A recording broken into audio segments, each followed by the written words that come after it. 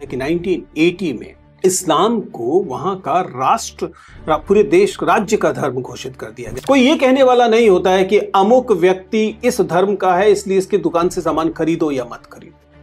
जब ऐसी स्थितियां आती हैं तो इसका मतलब there are economic benefits of upholding secularism. We know, हमने देखा कि भारत देश में लगातार पिछले 70-75 सालों से, पिछले कुछ समय को छोड़ दिया जाए तो 70-75 सालों से हम लगातार देख रहे हैं, चूंकि हमने प्रिंसिपल ऑफ सेक्युलरिज्म को स्वीकार किया, इस कारण आर्थिक क्रियाओं में, बाजार में, दूसरी जगहों पर, नौकरियों में कम से कम घोषित तौर पर किसी समुदाय के खिलाफ किसी किस्म का भेदभाव नहीं था। हम लोग हमेशा से कहते रहे हैं कि हम किसी देश के आंतरिक मामलों में हस्तक्षेप नहीं करना चाहते, लेकिन क्या वास्तव में ये इतना आंतरिक मामला है? सच्चाई ये है कि बांग्लादेश में सेक्युलरिज्म के मूल्य का बचे रहना भारत की शांति के लिए भी अच्छा रहेगा और इसका विपरीत भी उतना ही लागू होता है। नमस्ते दोस्तों, प्लीज सिट डाउन में आपका स्वागत है। बांग्लादेश को लेकर हाल फिलहाल में चिंताएं और बढ़ी हैं, हमारे देश में भी बढ़ी हैं और दुनिया में बढ़ी हैं। अगर हाल की घटना को देखें जिसमें बांग्लादेश में इस्कॉन के पुरोहित चिन्मय कृष्णदास ब्रह्मचारी जो हैं उनको अरेस्ट कर लिया गया, सेडिशन के चार्जेस लगाए और उन पर आरोप यह है कि उन्होंने भगवा झंडे को, सैफरन फ्लैग को उनके राष्ट्र जो चिन्ह है उससे ऊपर लगाया था। हालांकि इस किस्म के आरोप और सेडिशन चार्जेस हमारे देश में हम सुनते रहते हैं, लेकिन यह मामला बांग्लादेश का है। इस घटना ने बांग्लादेश और बांग्लादेश भारत के संबंधों और बांग्लादेश में जो माइनॉरिटीज हैं, बांग्लादेश में जो अल्पसंख्यक हैं, उनकी सुरक्षा को लेकर हमारी चिंताएं, पूरी दुनिया की चिंताएं और जाहिर है कि सब कॉन्टिनेंट की चिंताएं जो हैं बढ़ाई हैं।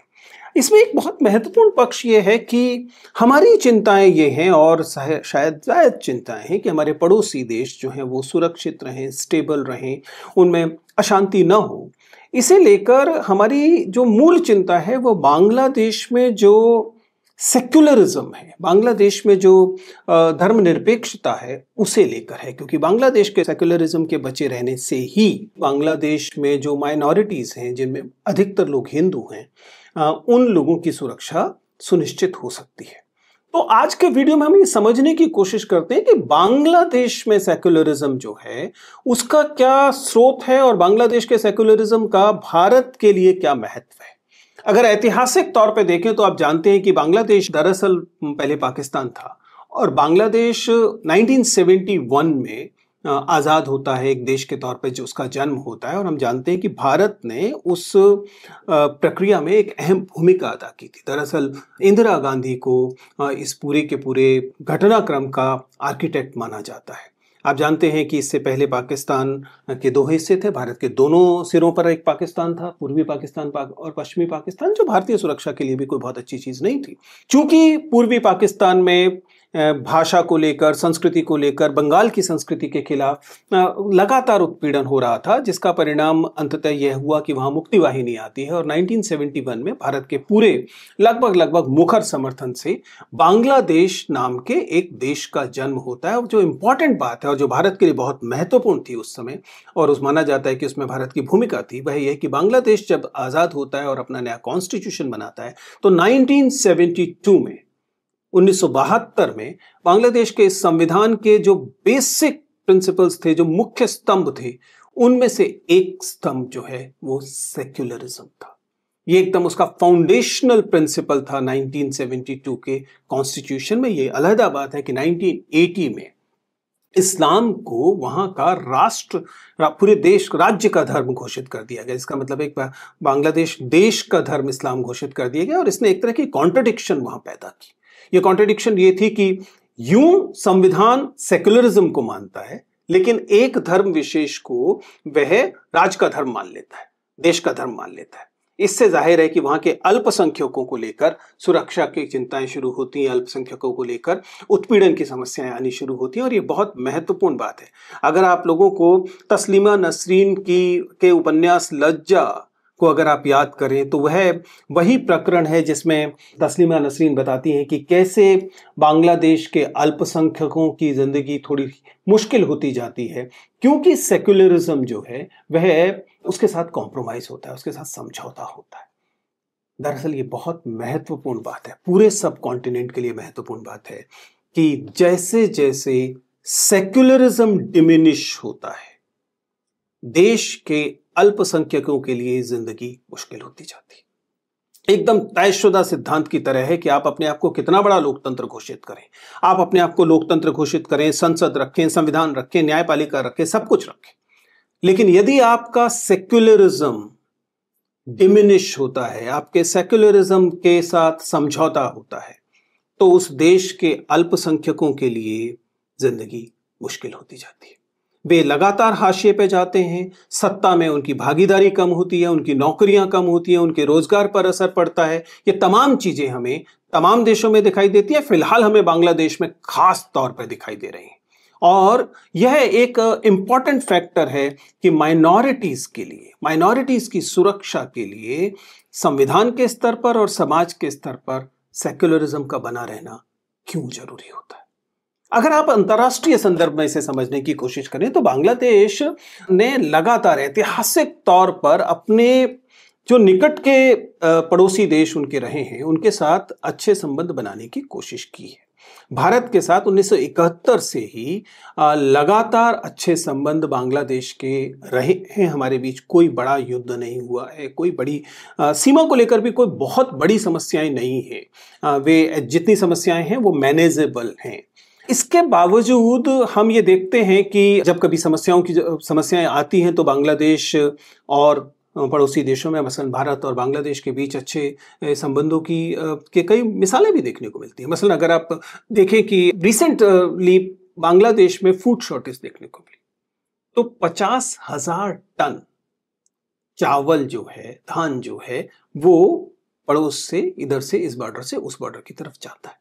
बांग्लादेश से बहुत सारे श्रमिक भारत आते हैं, लीगली भी आते हैं, माना जाता है कि कुछ इलीगली भी आते हैं क्योंकि तो पुराने संबंध देखने को मिलते हैं।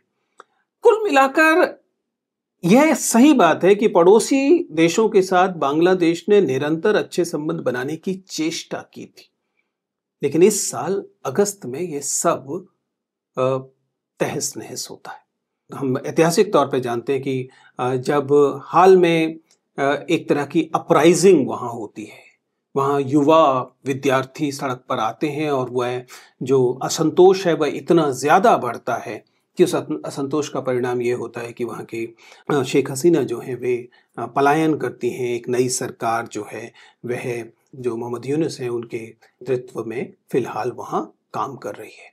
ध्यान रखिएगा, ये वही यूनुस हैं जिनको लेकर शेख हसीना ने पहले इस बात की घोषणा की थी कि उनका संबंध जो है वह अमेरिकी ताकतों के साथ है और उनका प्रभाव देखने को मिलता है, पर वह एक अंतर्राष्ट्रीय संबंध का दूसरा हिस्सा है। हम ये समझने की कोशिश करें कि जिस सेक्युलरिज्म को लेकर हम इस वीडियो में लगातार चिंता जाहिर कर रहे हैं और हम मान रहे हैं कि बांग्लादेश में सेक्युलरिज्म का होना बहुत जरूरी है, यह केवल भावना मात्र नहीं है। एक सेक्युलर अर्थव्यवस्था में इस बात के आधार पर भेदभाव नहीं होता है कि आप किस धर्म से हैं, अर्थात आप तमाम किस्म के धंधे कर सकते हैं, आप तमाम किस्म के व्यापार कर सकते हैं, नौकरियों में हो सकते हैं, जिसका मतलब है कि पूरे के पूरे समाज में एक तरह से आर्थिक क्रियाएं जो होती हैं वे धर्म के कारण बाधित नहीं होती। कोई ये कहने वाला नहीं होता है कि अमुक व्यक्ति इस धर्म का है इसलिए इसकी दुकान से सामान खरीदो या मत खरीदो। जब ऐसी स्थितियां आती हैं तो इसका मतलब there are economic benefits of upholding secularism. We know, हमने देखा कि भारत देश में लगातार पिछले 70-75 सालों से, पिछले कुछ समय को छोड़ दिया जाए तो 70-75 सालों से हम लगातार देख रहे हैं, चूंकि हमने प्रिंसिपल ऑफ सेक्युलरिज्म को स्वीकार किया, इस कारण आर्थिक क्रियाओं में, बाजार में, दूसरी जगहों पर, नौकरियों में कम से कम घोषित तौर पर किसी समुदाय के खिलाफ किसी किस्म का भेदभाव नहीं था, जिसके कारण सब लोग सब किस्म की गतिविधियां, आर्थिक गतिविधियां कर सकते थे and there were definitely economic benefits of upholding secularism. लेकिन हम जानते हैं कि पिछले 4-5 महीनों से जो स्थितियां बांग्लादेश में बनी है वहां अब सेक्युलरिज्म सैद्धांतिक तौर पर खतरे में है। और अगर सेक्युलरिज्म खतरे में है तो यकीन मानिए कि लोकतंत्र भी खतरे में है और सुरक्षा भी खतरे में। न केवल बांग्लादेश की सुरक्षा खतरे में है, एक असंतुष्ट, एक अशांत बांग्लादेश भारत के हित में भी नहीं है, किसी पड़ोसी के हित में नहीं हो सकता। हम जानते हैं कि जब भी पड़ोस में अशांति होती है, असंतोष होता है, तो शरणार्थियों की समस्या होती है, लॉ एंड ऑर्डर की प्रॉब्लम होती है और अन्य किस्म की जो शांति की समस्याएं वे होती है। और स्वाभाविक है कि बांग्लादेश के अल्पसंख्यक, क्योंकि देर एक इतिहास है, बांग्लादेश शून्य से नहीं उपजा है। बांग्लादेश से पहले पूर्वी पाकिस्तान और इधर पश्चिमी पाकिस्तान, वे सब भारत की जो इतिहास है उसमें जो सांप्रदायिकता की भूमिका थी उससे उपजे हुए देश हैं। इसका मतलब है कि जो बांग्लादेश में अल्पसंख्यक है वह भारत में बहुसंख्यक और इसका विपरीत है। जिसका मतलब है कि अगर बांग्लादेश के अल्पसंख्यकों की सुरक्षा पर खतरा आता है तो उसका प्रभाव इमोशनली, कल्चरली भारत की जो जनसंख्या है, जनता है, वो महसूस करेगी। उसमें क्रोध आएगा, उसमें एक तरह का ऐसा आक्रोश होगा जिसमें कभी कभी खुद भारत में जो शांति है वो प्रभावित होगी। कहने को कोई भी कह सकता है कि बांग्लादेश का इंटरनल मैटर है। हम लोग हमेशा से कहते रहे हैं कि हम किसी देश के आंतरिक मामलों में हस्तक्षेप नहीं करना चाहते, लेकिन क्या वास्तव में ये इतना आंतरिक मामला है? सच्चाई ये है कि बांग्लादेश में सेकुलरिज्म के मूल्य का बचे रहना भारत की शांति के लिए भी अच्छा रहेगा और इसका विपरीत भी उतना ही लागू होता है। भारत के लिए बांग्लादेश की जो घटनाएं हैं उनसे कोई महत्वपूर्ण किस्म के लेसन है, पाठ है। ये पाठ ये नहीं है कि हम ये कहें कि बांग्लादेश में हिंदुओं की सुरक्षा के साथ अगर समझौता होता है तो उससे हमें भारत में भारत के अल्पसंख्यकों की सुरक्षा से कोई उनका बदला ले सकते हैं। ये एकदम उल्टी बात है। हमें बांग्लादेश के जो रीसेंट डेवलपमेंट्स हैं, जो बांग्लादेश में जो बदलाव हो रहे हैं, उनसे जो चीज हमें हासिल करनी है वो ये है कि बांग्लादेश में यदि अल्पसंख्यकों की सुरक्षा को खतरा है तो हम ये जाने कि क्या हमारे समाज में तो ऐसी कोई प्रक्रिया नहीं चल रही है जिससे हमारे समाज के अल्पसंख्यकों को हम वैसा ही जोखिम या खतरा दे रहे हों या देने के निकट हों जैसा कि बांग्लादेश में। इसका मतलब अगर बांग्लादेश में सेक्युलरिज्म के साथ हुई छेड़छाड़ बांग्लादेश की वर्तमान अशांति की वजह बनती है तो हमें समझना पड़ेगा कि भारत में भी सेक्युलरिज्म की मूल्य को बचाए रखना हमारे लिए, हमारे अल्पसंख्यकों के लिए, हमारे देश की शांति के लिए बेहद जरूरी है। क्योंकि अगर आप डेटा को देखें तो आपको समझ में आएगा कि बांग्लादेश में केवल 8% जनता जो है, बांग्लादेश एक छोटा देश है, बहुत बड़ा देश नहीं, और उसकी भी केवल 8% जनता ऐसी है जो कि अल्पसंख्यक है। भारत में अल्पसंख्यकों का आंकड़ा इससे कहीं ज्यादा है। जिसका मतलब यह है कि भारत की जिम्मेदारी बांग्लादेश की अपने अल्पसंख्यकों की जिम्मेदारी से भी ज्यादा है। उनकी भी जिम्मेदारी है लेकिन हमारी जिम्मेदारी उससे भी ज्यादा है और इसलिए हमें अपने डेमोक्रेटिक इंस्टीट्यूशंस को बहुत मजबूत करना पड़ेगा। हमें समझना पड़ेगा कि हम इस जो हमारा बेसिक प्रिंसिपल है सेक्युलरिज्म का, उसके साथ छेड़खानी नहीं कर सकते। ये बहुत महत्वपूर्ण बात है, क्योंकि प्लीज इस बात को समझिए कि जब एक प्लूरल सोसाइटी में, एक बहुलवादी समाज में एक तबका, एक समुदाय दूसरे समुदाय के प्रति संदेह से भरा होता है, आशंकाओं से भरा होता है, अविश्वास से भरा होता है, तो यह दोनों समुदाय या कहें कि पूरी जनता के लिए नुकसानदेह होता है। इसलिए हमें वर्तमान में इस बात को गंभीरता से समझना पड़ेगा कि हमारा लेसन, जाहिर है कि हम बांग्लादेश में जो अशांत स्थितियां हैं उन्हें लेकर चिंतित हैं, लेकिन ऐसा हम केवल बांग्लादेश के लिए चिंतित नहीं है, ऐसा हम भारत के लिए भी चिंतित हैं। और यह महत्वपूर्ण है। जो वर्तमान राजनीतिक स्थिति बांग्लादेश में है उसे लेकर जो चुनौतियां सामने आई हैं वो चुनौतियां केवल बॉर्डर के उस तरफ की चुनौतियां नहीं है, केवल बंगाल की चुनौतियां नहीं है, केवल बांग्लादेश की चुनौतियां नहीं है, ये भारत की भी चुनौतियां। इसलिए हमें बांग्लादेश के अल्पसंख्यकों के साथ अपने समर्थन को, अपनी सहानुभूति को व्यक्त करना चाहिए, लेकिन हमें यह भी समझना चाहिए कि हमारे देश के अल्पसंख्यक और भी ज्यादा हमारे हैं, उनके लिए भी हमारी चिंताएं उसी तरीके से कायम रहनी चाहिए।